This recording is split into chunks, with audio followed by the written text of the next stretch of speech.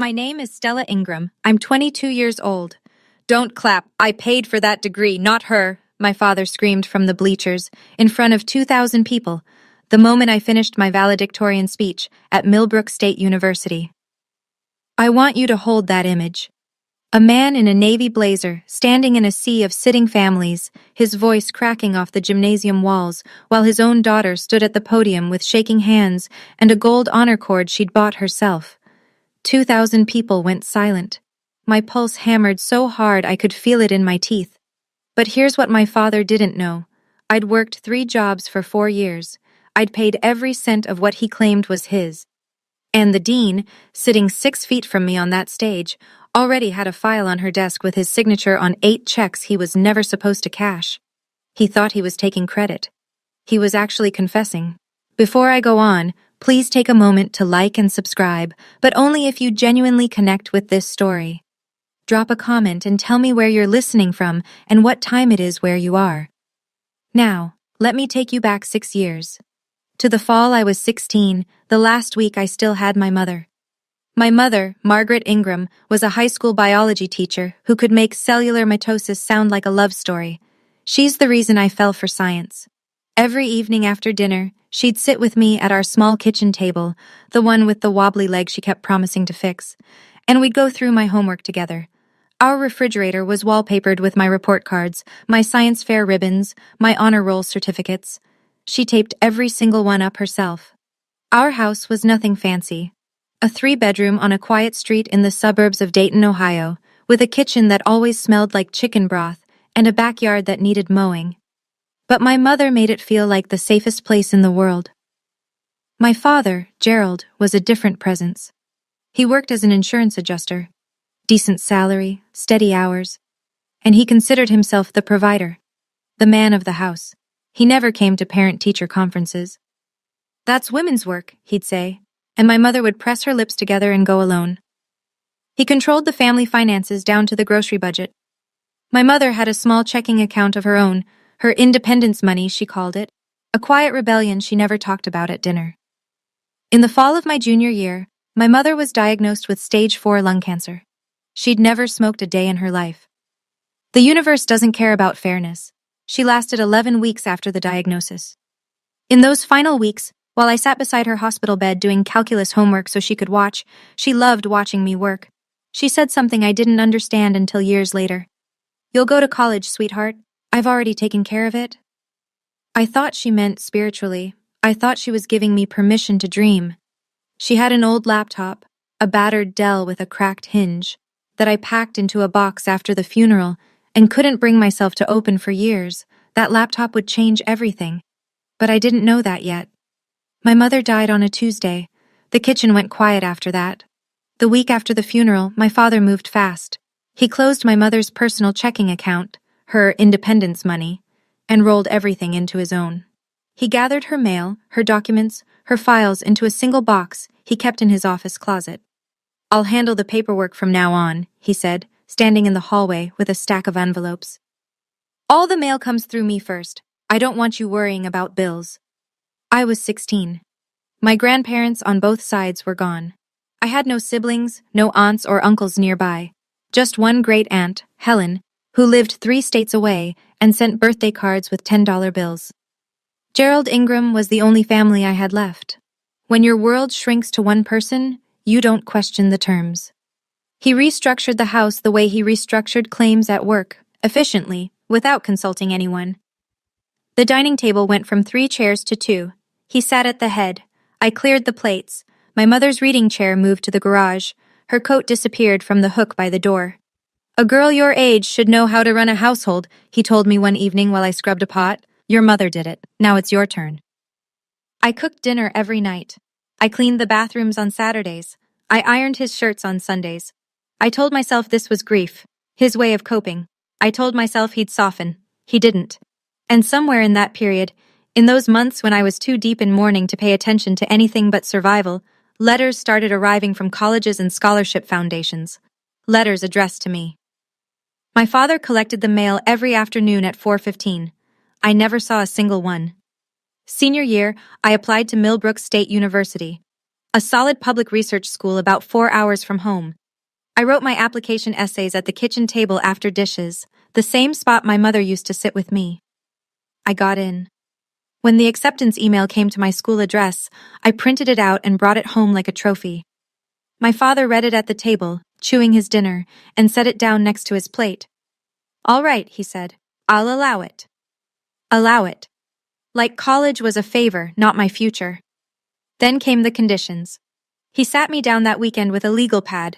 The man loved legal pads, and laid out the terms. He would cover the big costs.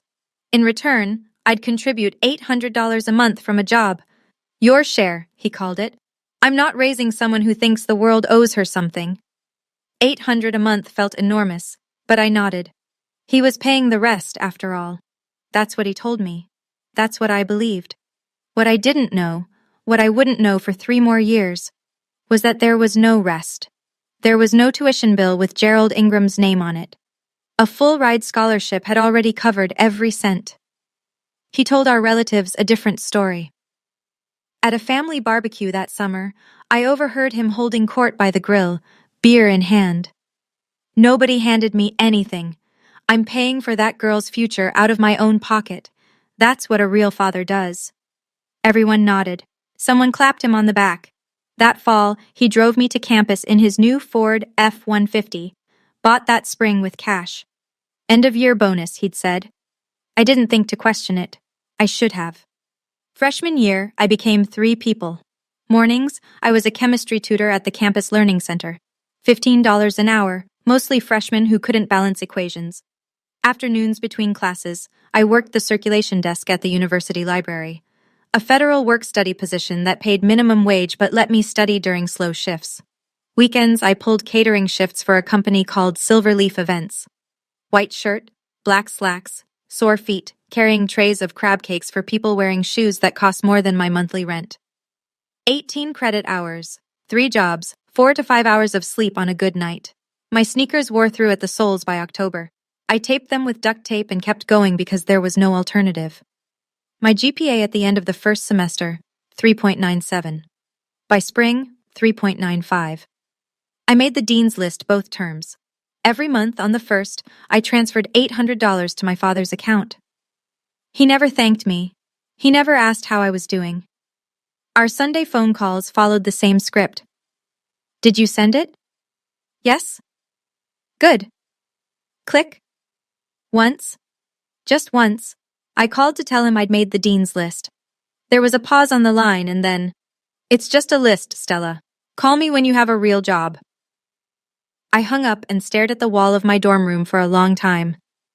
My roommate, Rachel Torres, a sociology major from Phoenix with a laugh that could fill a stadium, looked at me from her bed and said, "You okay?"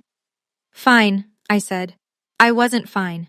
But I didn't know yet just how far from fine things actually were. I was breaking my body to pay a debt that didn't exist, and the man collecting it was spending the real money on patio furniture. Sophomore year, parents' weekend. My father came to campus for the first and only time. I'd been nervous about it for weeks. Not because I was ashamed of my life, but because I'd started to notice that my life didn't look like someone whose father was paying for everything. My dorm room was sparse. My wardrobe was thrift store. I ate ramen 3 nights a week.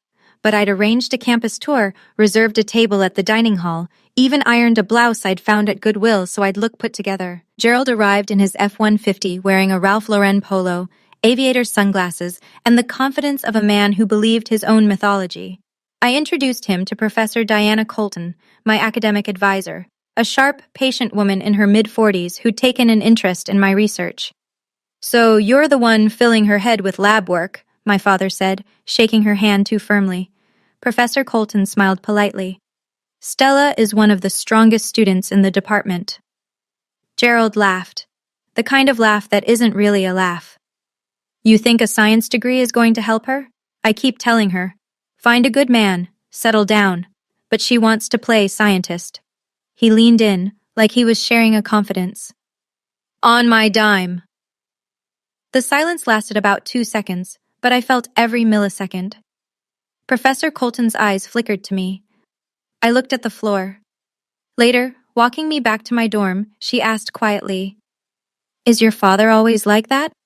He's old-fashioned, I said. She nodded, but I could see her thinking. A student working 3 jobs whose father claims he's paying for everything. A father who doesn't want his daughter to use her degree. Something wasn't adding up, and Diana Colton was the kind of woman who noticed when numbers didn't balance. The Sunday calls got worse sophomore year. They followed a pattern so predictable I could have scripted them. He'd open with money. Did you send it? Then he'd pivot to guilt. Your mother's gone, Stella. I'm the only one left. Do you know what I sacrificed to keep you in that school? And he'd close with control. You owe me. Don't forget that. Every Sunday. Same rhythm, same words, like a liturgy he'd memorized. Rachel started noticing. She'd be on her bed pretending to read while I sat on mine with the phone pressed to my ear, answering in monosyllables. After I hung up, she'd watch me go into the bathroom and close the door. She never said anything about the fact that I always turned the faucet on. She knew what the sound of running water was covering. One Sunday in November, Gerald asked for more. Send an extra $200 this month. The furnace needs work. $200 I didn't have. I skipped meals for 2 weeks, told Rachel I was intermittent fasting, and wired it. Meanwhile, Gerald was telling his friends a story about sacrifice. I know this because his buddy Frank Murdoch mentioned it to me at Christmas. Your dad talks about you all the time, honey, says you're costing him an arm and a leg, but he wouldn't have it any other way. I smiled. What else could I do? But Rachel, who paid less per semester than I did, and whose parents contributed nothing, sat me down one night with the bluntness only a true friend can manage. Stella, you pay your dad $1,000 a month and he says he's paying your tuition? You work 3 jobs, I work 0. Something doesn't add up. I told her she was overthinking it. But the seed was there, and seeds, given enough time, tend to crack concrete. Thanksgiving, sophomore year. I drove home in a borrowed car and started cooking at 5 in the morning. Gerald had invited about 15 people, cousins, old neighbors, a few work friends. He bought a turkey from Whole Foods and had me plate it on our nicest dish so it looked homemade. Don't tell anyone I didn't cook it, he said, and I thought, everything about you is performance. By 6 p.m., the house was full. I'd made the sides from scratch, mashed potatoes, green bean casserole, cornbread, 2 pies. My hands smelled like sage and my back ached from standing since dawn. Gerald sat at the head of the table in a pressed button-down, playing Patriarch. Before anyone touched their food, he raised his glass. This year, I'm spending over $30,000 to put Stella through school. Who else can say that? But that's what a father does. Applause. Actual applause. My cousin's husband whistled. I sat with my hands in my lap. An aunt leaned over and asked what I was studying. I began to explain my biochemistry research, an enzyme inhibition project I was genuinely proud of. I got about 2 sentences in before Gerald cut across the table. Research. He said the word like it tasted bad. My money. Her hobby. Laughter. A few uncomfortable ones, but laughter. I pressed my napkin into my thigh under the table so hard my knuckles went white. Later, while I washed dishes alone in the kitchen, my great-aunt Helen appeared beside me. She dried a plate in silence for a moment, then said, very quietly, Your mother would be so proud, sweetheart. She tried so hard to make sure you'd be taken care of. You know that, right? I didn't know what she meant. Not yet. Thank you, Aunt Helen, I said. She patted my hand and didn't say anything else. But the look on her face, something between sadness and apology, stayed with me long after I drove back to campus. By the end of sophomore year, my GPA was a perfect 4.0. Dean's List for the 4th consecutive semester. Professor Colton nominated me for an undergraduate research position in the molecular biology lab, a spot that usually went to juniors and seniors. I got it. I called Gerald on a Sunday, bracing for the usual script. Instead, he surprised me. Good, he said. 1 word. But from him, it felt like a standing ovation. I hung up and caught myself smiling in the mirror, actually smiling, and hated that 1 syllable of lukewarm approval from this man could still make me feel like I'd won something. What I didn't know was why he was in a good mood. The Pemberton Scholars Foundation had just deposited the fall semester disbursement, $15,500, into the joint account. My father was having a very good week. That summer, I went home for 2 weeks before picking up extra catering shifts.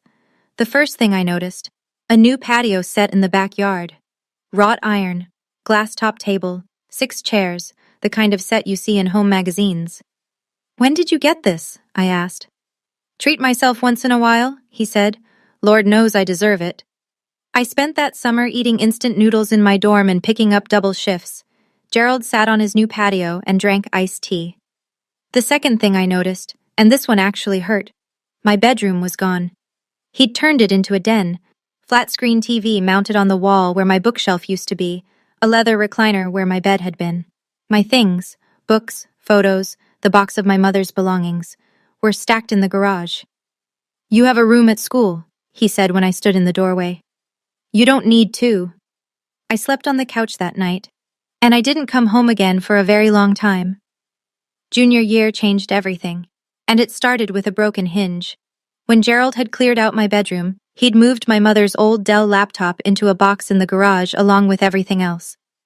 During my brief summer visit, I'd rescued it, shoved it in my duffel bag without really thinking. It had been sitting in my closet at school for 2 years. I couldn't bring myself to open it. Turning it on felt like hearing her voice, and I wasn't ready. But that October, I needed a backup computer.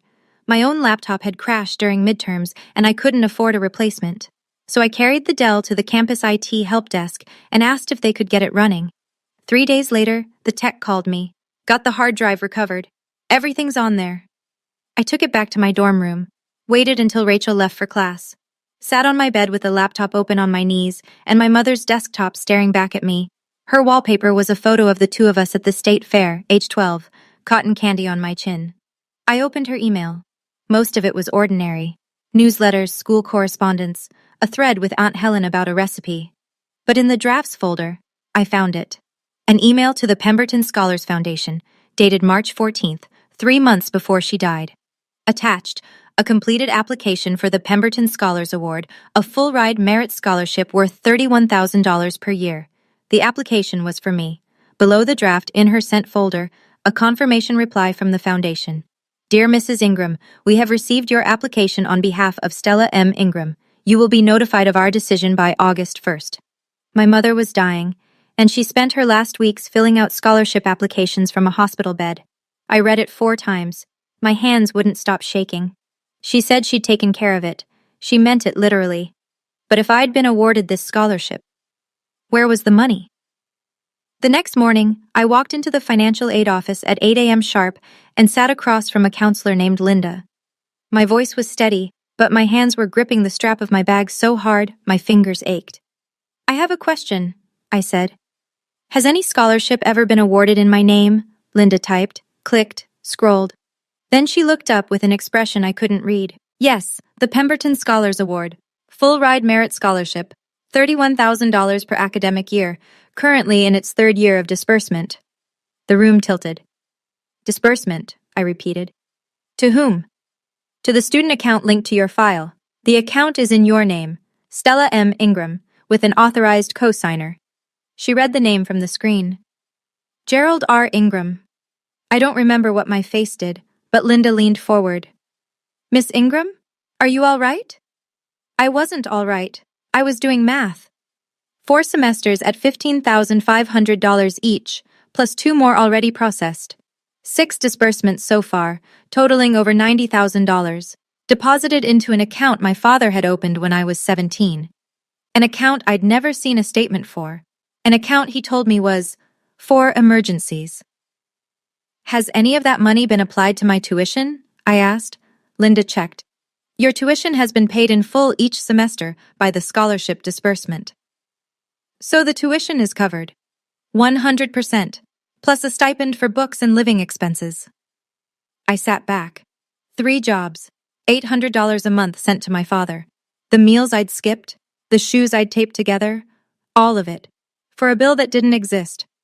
$124,000 to date, and I hadn't seen a single cent. Thank you, I said, because I didn't know what else to say.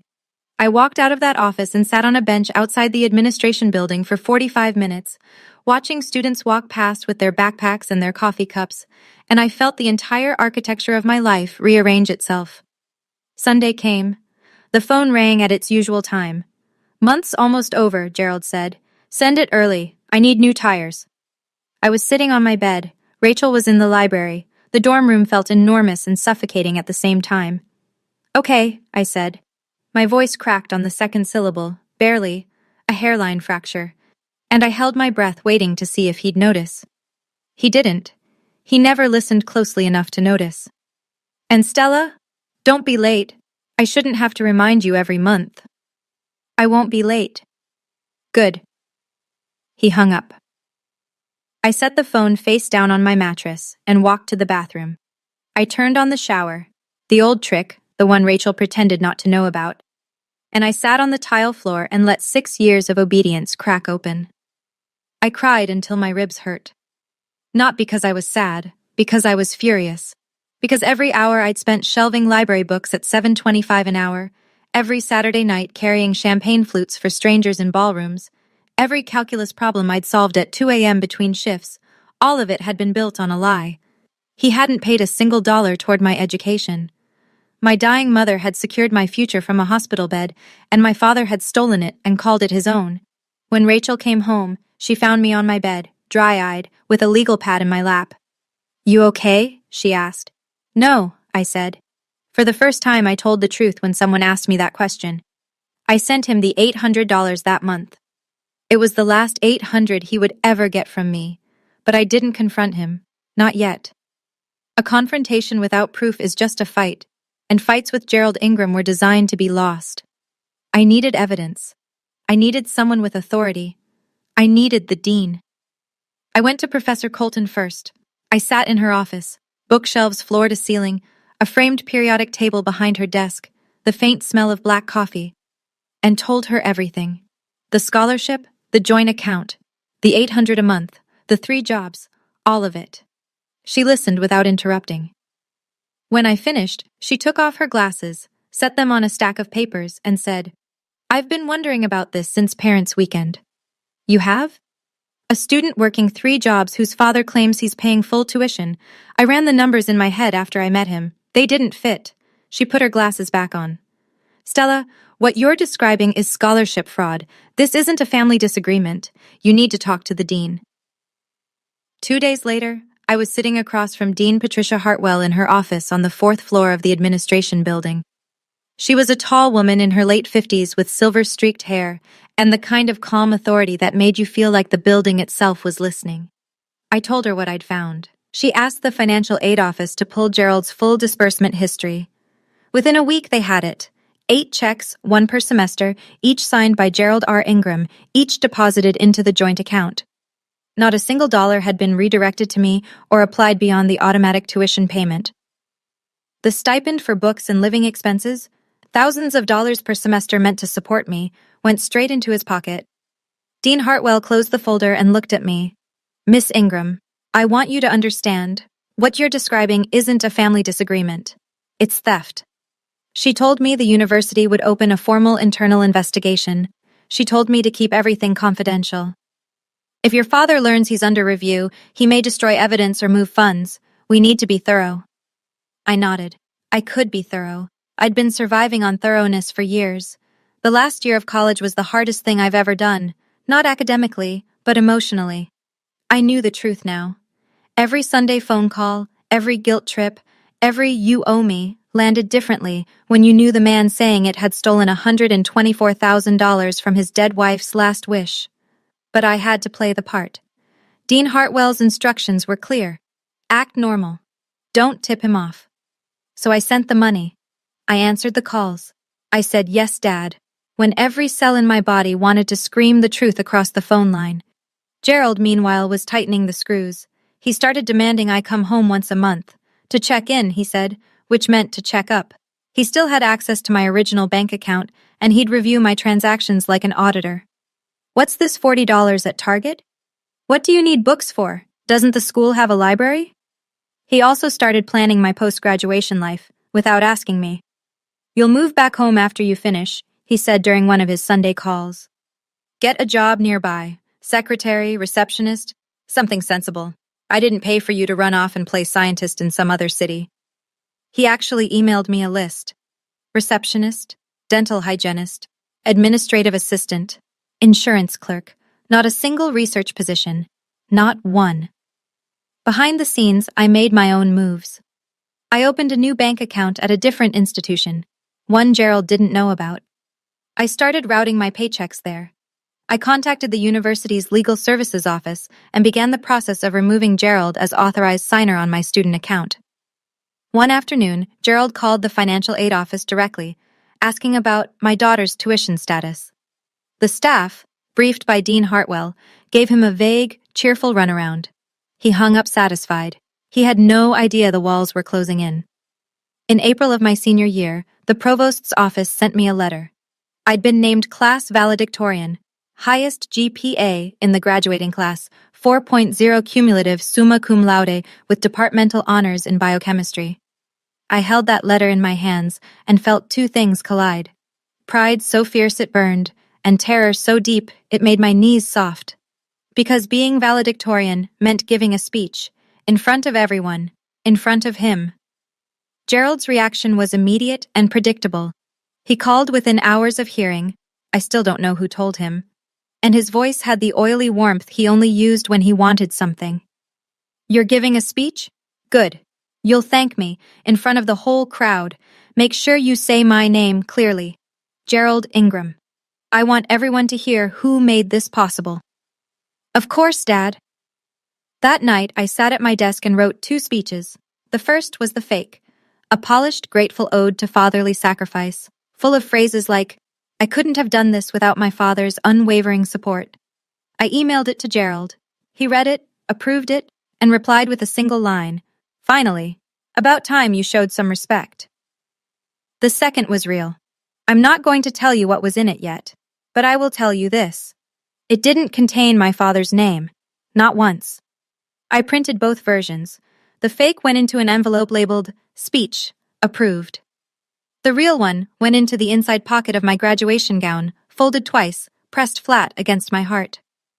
Every night for the next 3 weeks, I practiced in front of the bathroom mirror while Rachel sat on the closed toilet lid and listened. Most nights, she cried, I didn't. I'd used up my tears in the shower a long time ago. The graduation gown hung on the back of my door. I looked at it every night before I turned off the light.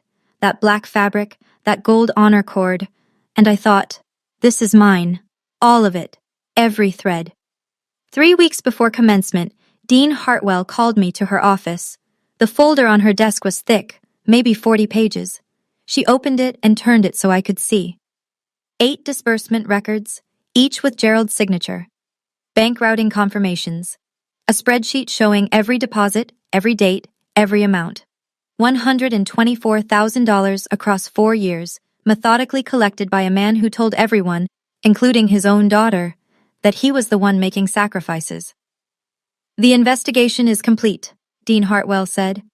Every disbursement from the Pemberton Scholars Award was deposited into a joint account opened by your father when you were 17. He signed for each check as the authorized co-signer. No funds beyond automatic tuition payment were ever transferred to you. She paused, letting that land. Additionally, your employment records confirm that you earned approximately $38,000 across 3 jobs over 4 years and sent a significant portion of that to your father as what you believe to be your tuition contribution.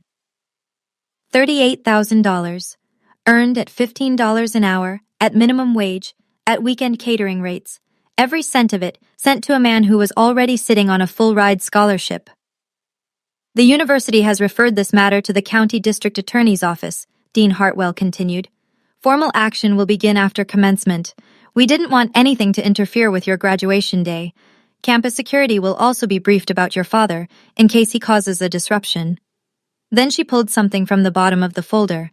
A single sheet, a printout of a letter the Pemberton Foundation had included with the original award notification. A handwritten letter from my mother, submitted with the application. I recognized her handwriting before I read a word. Dean Hartwell slid it across the desk. Your mother wrote this from her hospital bed. I thought you should have it. I read it. I won't share every word. Some things belong only to the people they were written for. But she wrote that she didn't know if she'd live to see me graduate, and she wanted to make sure I'd have the chance she never had. She wrote that I was the bravest person she'd ever known. My mother wrote that letter while dying. My father cashed the check it earned. I folded it carefully, put it in my bag, and said, Thank you, Dean Hartwell. You've earned more than a thank you, Stella. You've earned that stage. The final week was methodical. I treated it like a lab protocol. Steps in order, nothing skipped, no room for emotion to derail the process. Step 1. I practiced the real speech every night. Standing in front of the bathroom mirror, hands flat on the sink, speaking to my own reflection until the words stopped feeling dangerous and started feeling true. Rachel sat cross-legged on the bath mat each time, nodding, occasionally wiping her eyes. "You sure about this?" she asked on Tuesday night. "No," I said. "But I'm done being sure about staying quiet." Step 2. With guidance from the university's legal services, I officially closed the joint account Gerald had controlled. The process required documentation, my signature, my ID, confirmation of student status. The bank representative asked if I wanted to notify the co-signer. "No," I said. Step 3. I packed my dorm room. Everything I owned fit into 2 suitcases and a backpack. 6 years of living lean had taught me to travel light. I didn't leave anything behind. Step 4. I wrote a letter to Gerald. Clear, factual, no emotion. It stated that I was aware of the Pemberton Scholars Award, the disbursements, and his interception of the funds. It requested full repayment and informed him that I would no longer be in contact. I sealed it in an envelope and dated it for the day after graduation. The gold honor cord cost $25. I'd asked Gerald to send me the money weeks earlier. He'd refused. "What do you need a fancy rope for?" So I bought it myself with tip money from a catering shift. I hung it on the doorknob of my empty dorm room and looked at it in the dark. On Friday, Rachel texted me. He bought plane tickets, and he made a dinner reservation at Morton's for after. 5 guests, his friends. She added a second text. He had invitations printed. Of course he did. The night before graduation, I was alone. Rachel had left that morning. Her family arrived early, and she'd moved to their hotel for the night. The dorm room was bare. 2 stripped mattresses, empty shelves, the kind of silence that only exists in rooms that used to be full. I sat on my bed, just the fitted sheet left, and opened my mother's laptop one last time. I'd been through the emails, the documents, the scholarship application. But that night I found something I'd missed. A photo, buried in a folder labeled Stella. A selfie my mother had taken of the 2 of us when I was 15. We were in the kitchen. Flour on the counter, a lopsided cake between us, both of us grinning like the world was small and safe. She was already thinner than she should have been. I didn't notice at the time. I touched the screen like I could reach through it. "I'm graduating tomorrow, Mom," I said to the empty room. "I earned it. Like you wanted." At 9 p.m., my phone rang. Gerald. "Remember," he said, "read the speech I approved. Wear something nice. My friends will be there. And Stella," his voice dropped into that register he used when he wanted to sound generous. "This is a big day for both of us." For both of us. "Yes, Dad," I said. The words tasted like ash. It was the last time I'd ever say yes to him. After we hung up, I ironed my graduation gown. Not because it was wrinkled, the fabric was fine, but because I needed something to do with my hands at 2 in the morning. The iron hissed back and forth. Steam curled. On the desk beside me, my mother's photo, my graduation cap, and 2 folded speeches, one a lie, one the truth. I didn't sleep. I watched the ceiling until the sky turned gray. 7 a.m. I put on the gown. The fabric was heavier than I expected, or maybe that was just the morning. I draped the gold honor cord across my shoulders and adjusted my cap in the mirror. The tassel hung to the right. After the ceremony, I'd move it to the left. That was the tradition. Right now, it stayed where it was. The auditorium at Millbrook State seats 2,200. When I arrived backstage at 8:15, I could already hear the low roar of families filling the bleachers, laughter, the squeak of folding seats, someone's toddler shrieking in delight. The stage was dressed for the occasion. University banners in navy and gold, a podium with the school seal, a long table with stacked diploma covers, rows of chairs for faculty in their academic regalia. Dean Hartwell found me in the staging area. She was wearing her doctoral robes, black with velvet chevrons, and she shook my hand with both of hers. "Everything is in place," she said quietly. "Security has been briefed. Just deliver your speech." Her eyes held mine, steady, an anchor. I looked out through the gap in the curtain. The auditorium was nearly full. 2,000 people, parents with cameras, siblings holding flowers, grandparents in their Sunday best. And there, dead center of the bleachers, Section C, row 12, my father. He was wearing a navy blazer with brass buttons, a red power tie. His hair was freshly cut. He looked like a man preparing to receive an award. Flanking him were 5 of his friends, men in their 50s, guys he played poker with, drank with, told stories to. The stories about his sacrifices, his money, his daughter. I noticed something on the empty seat beside him, a small card. I was too far away to read it, but later I'd learn what it said. Cordially invited to celebrate my daughter's graduation, made possible by Gerald Ingram. He'd had invitations printed, with his name larger than mine. Professor Colton, seated in the faculty section, caught my eye and gave me a single, firm nod. I touched the folded speech in my inside pocket, the real one, the one with truth in it. Okay, I whispered, to no one, to my mother. Let's go. Pomp and circumstance filled the auditorium like a wave. The processional began. I walked at the front, valedictorian's privilege, cap straight, shoulders back, gown brushing the floor. Behind me, 462 graduates filed in, 2 by 2, a river of black fabric and nervous grins. The audience rose, cameras flashed, parents craned their necks, scanning the line for their children. I kept my eyes forward, but I could hear Gerald. His voice carried like it always did, bellowing from the bleachers. "That's my daughter, right there, at the front." A few people around him smiled politely. His friends clapped.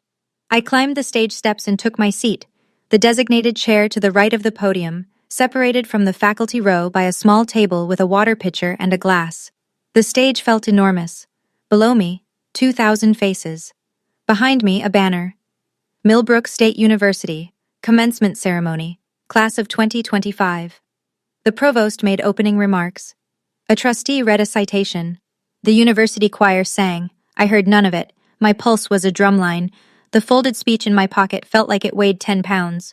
Then the MC, the associate dean, stepped to the podium. "It is my honor to introduce this year's valedictorian." Stella Ingram maintained a perfect 4.0 GPA over 4 years while working 3 concurrent jobs. She is graduating summa cum laude with departmental honors in biochemistry and has been awarded the university's highest academic distinction. Ladies and gentlemen, Stella Ingram. Working 3 concurrent jobs. I saw Gerald shift in his seat when the MC said it. His jaw tightened. That detail wasn't in the script he'd imagined, the one where his money made all of this possible and his daughter was simply talented enough to ride his generosity. I stood. I walked to the podium. I placed both palms flat on the wood. 2,000 people. Absolute quiet. I opened my mouth. 4 years ago, I said. I walked onto this campus with 2 suitcases, a used laptop, and 3 job applications already filled out. A few people chuckled. I wasn't joking, but it sounded like a humble beginning, the kind of opening audiences expect from valedictorians. It wasn't. It was the first line of the truth. I came here because of a woman who believed that education was the one thing no one could take from you. My mother, Margaret Ingram, was a high school biology teacher. She taught me that every equation has a solution, that every question deserves an honest answer, and that the hardest part of any experiment isn't the hypothesis. It's having the courage to look at the data. I paused. In the bleachers, a few parents were already dabbing their eyes. My mother's story wasn't complicated, a teacher who died too young, but it was real, and real things land differently than performance. She couldn't be here today, but everything I am started with her. I didn't look at Gerald when I said it. I didn't need to. I could feel him. I talked about the jobs, tutoring, the library, the catering shifts. I learned biochemistry in lecture halls, and I learned endurance in banquet kitchens. I served hors d'oeuvres at events where the napkins cost more than my weekly groceries. Every credit hour I earned twice. Once in the classroom, once on the clock. The audience was still, not uncomfortable, captivated. But in Section C, row 12, something was changing. Gerald Ingram had come to this ceremony to hear his name, to hear his daughter thank him publicly on a microphone in front of his friends and 2,000 witnesses. He was waiting for the line he'd approved. I couldn't have done this without my father's unwavering support. It never came. I watched, from the corner of my eye as his posture stiffened. His hands gripped his knees, His smile curdled.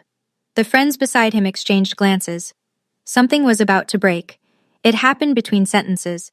I had just finished saying, "Every dollar I spent on this education, I earned myself," when a sound cut through the auditorium like a gunshot. A chair, metal, folding, slammed upright against the bleacher behind it. And then a voice I'd been obedient to for 22 years roared across 2,000 people. "Don't clap! I paid for that degree, not her!"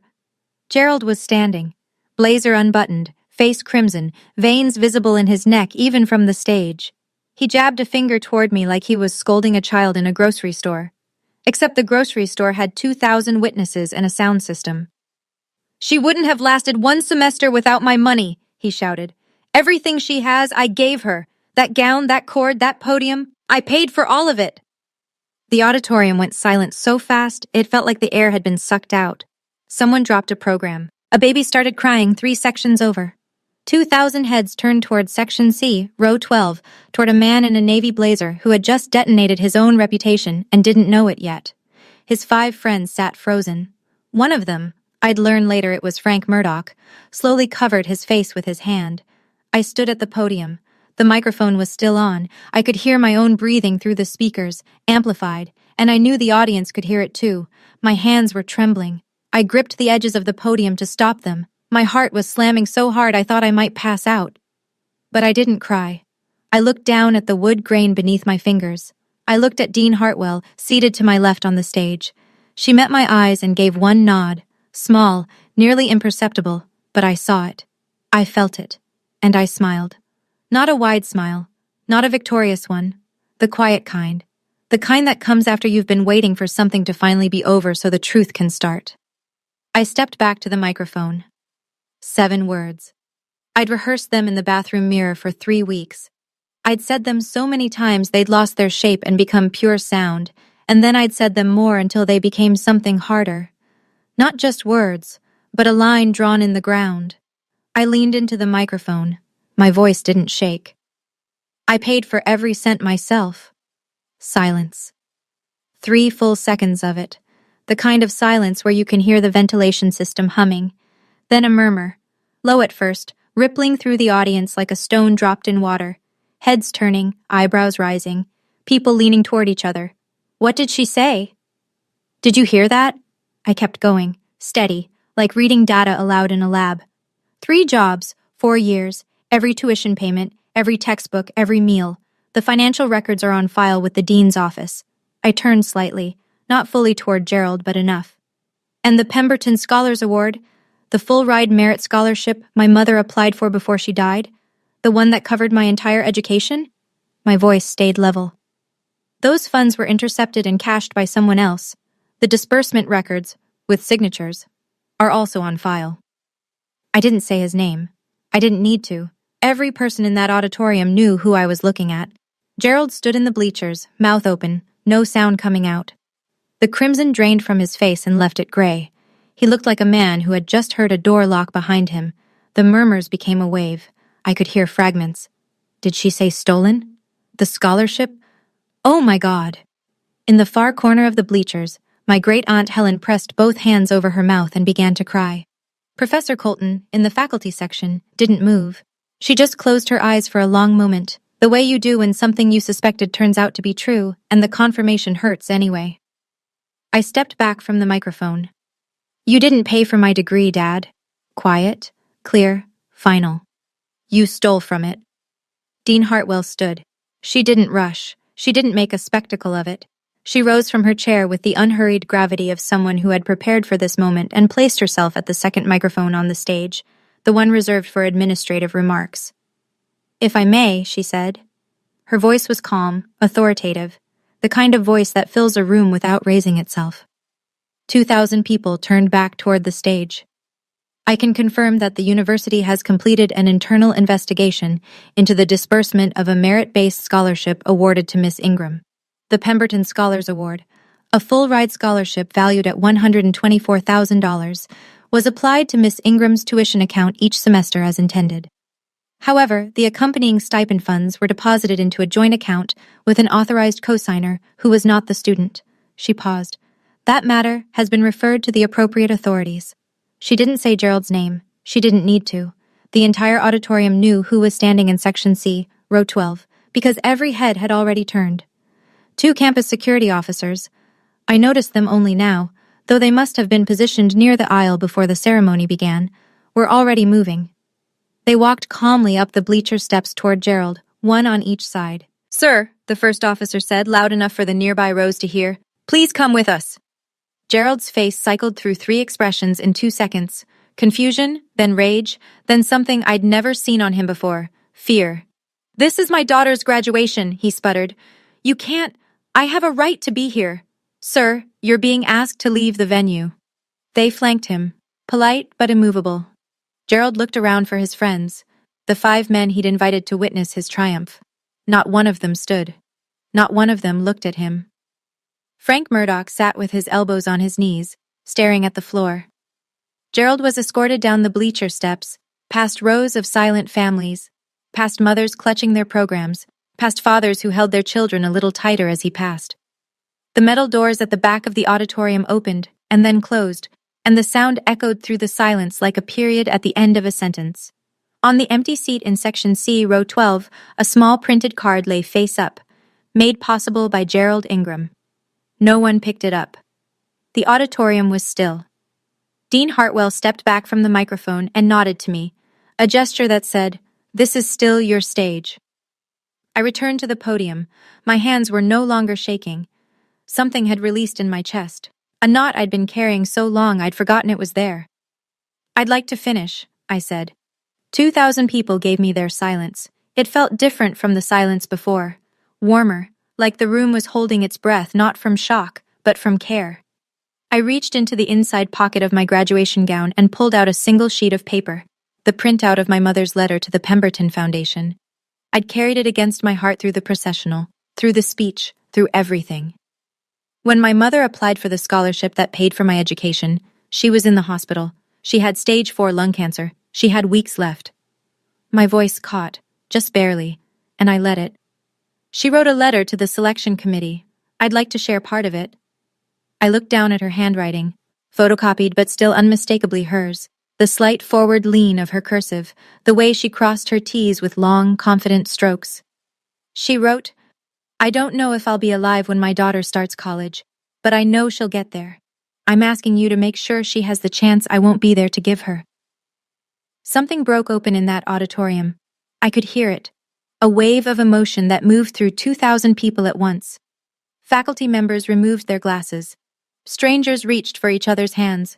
In the front row, a woman I'd never met was openly weeping. Professor Colton pressed a tissue to her eyes. Aunt Helen, in the back, was sobbing. Decades of guilt and suspicion finally given a name.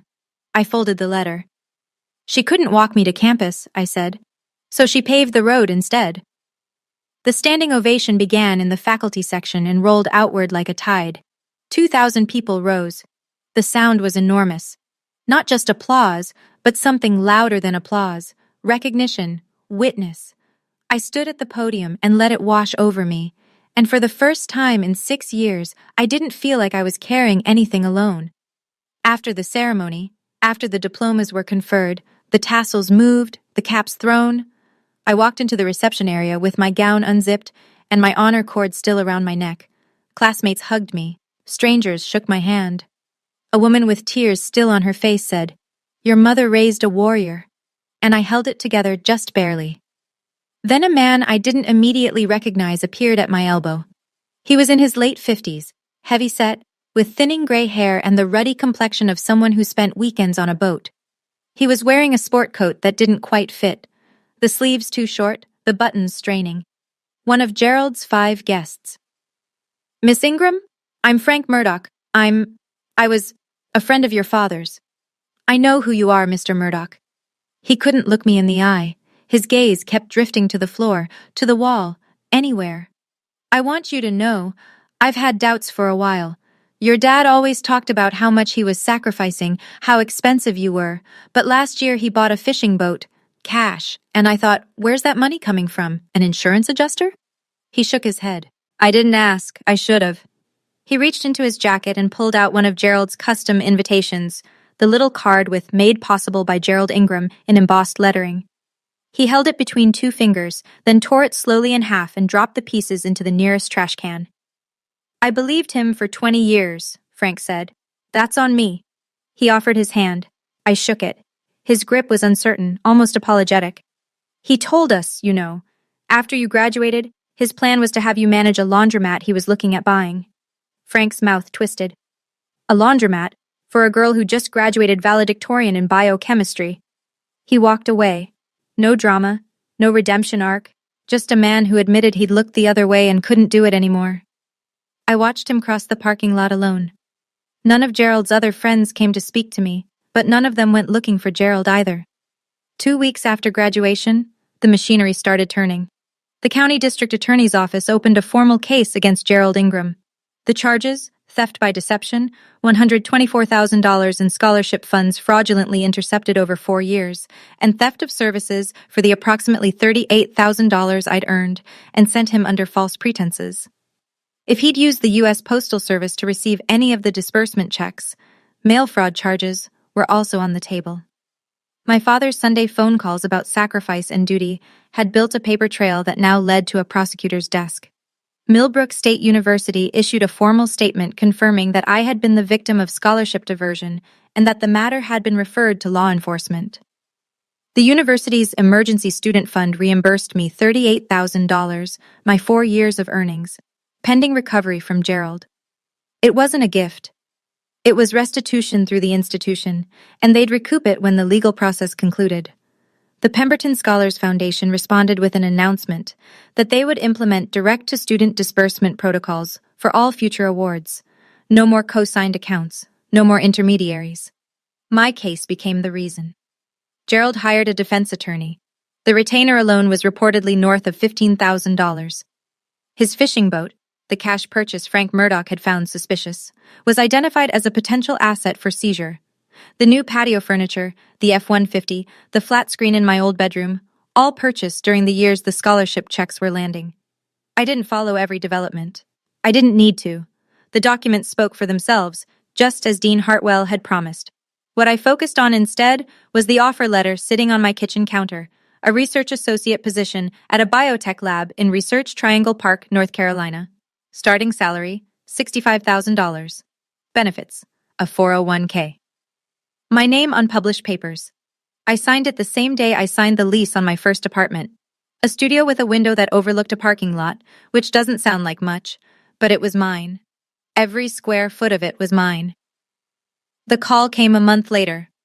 Unknown number. I almost didn't answer. But something in me, the part that was still, after everything, a daughter, picked up. "You destroyed me." Gerald's voice was flat, stripped of the bluster I'd grown up under. No warmth, no charm, no performance. Just a man talking from whatever room he was sitting in, alone. In front of everyone, in front of my friends. "You humiliated me, Stella. I am your father." I was standing in my studio apartment. The evening light came through the window and fell across the kitchen counter where my offer letter sat, already signed. My mother's photo, the selfie from the kitchen, the one with flour and cake, was taped to the wall above my desk.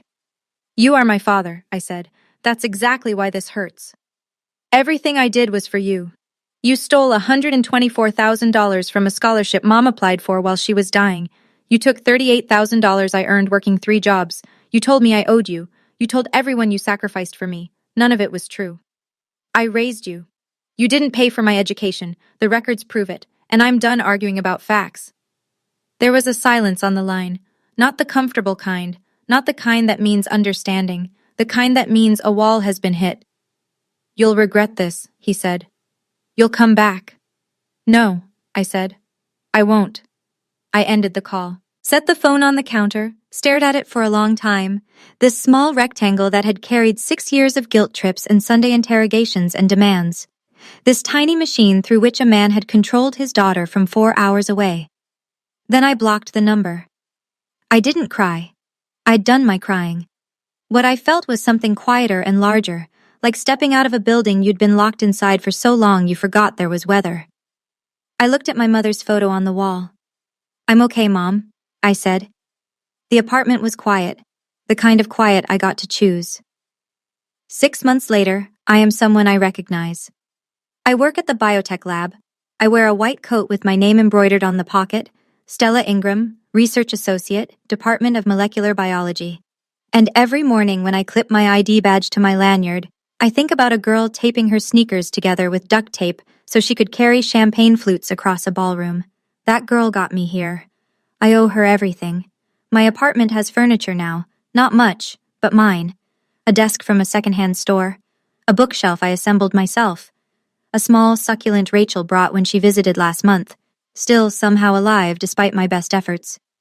She walked in, looked around at my 380 square feet, and said, "It's perfect." She meant it. I could tell because she wasn't crying. I started therapy. I resisted at first. I told myself I was fine. I'd handled it. It was over. But my therapist, Dr. Nolan, said something in our first session that I keep coming back to. Survival isn't the same as processing. You survived it. Now we need to let your nervous system know it's over. She's right. 6 years of hypervigilance doesn't just evaporate because you move to a new city.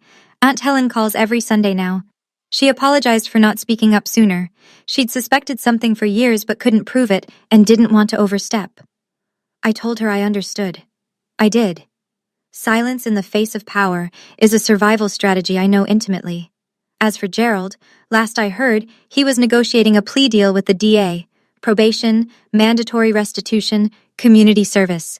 His attorney was arguing that a prison sentence would make repayment impossible. I don't know the outcome. I don't check. That chapter closed the moment I stepped off that stage. I don't owe it any more of my attention. So, that's the story. If you've made it this far, I want to sit with you for one more minute. Not to lecture, not to give advice, just to tell you a few things I learned. The kind of things you can only learn by living through something you didn't choose. I used to believe that silence was loyalty, that enduring mistreatment from someone who was supposed to love you was the same as honoring them. It isn't. Silence in the face of injustice isn't respect. It's a prison you build around yourself, one yes, Dad, at a time. The day I stopped saying yes was the day I started breathing. I also learned this. Keep your records, keep your emails, keep your pay stubs. Keep every piece of paper that tells the truth about your life, because there will come a day when someone tries to rewrite your story, and you'll need the receipts. Documents don't lie. People do. Let the paperwork speak. And maybe most importantly, setting a boundary with someone you love is not an act of war. It's an act of survival. I didn't cut my father out of my life because I hated him. I did it because I finally loved myself enough to stop letting him take what wasn't his. If you're in a situation like mine, if someone is using guilt or obligation or family as a tool to control you, know this: you are not alone, and you don't owe anyone your silence. Thank you for staying until the end. If this story touched something in you, hit that like button. Not for me, but so the algorithm carries it to someone who needs to hear it tonight. Subscribe and tap the bell if you want more stories like this one. And check the description. There's another one waiting for you that I think you'll understand. My name is Stella Ingram. I graduated from Millbrook State University, summa cum laude, with a 4.0 GPA, 3 jobs on my resume, and a full-ride scholarship my dying mother fought for. I earned every cent. And now, the record shows it.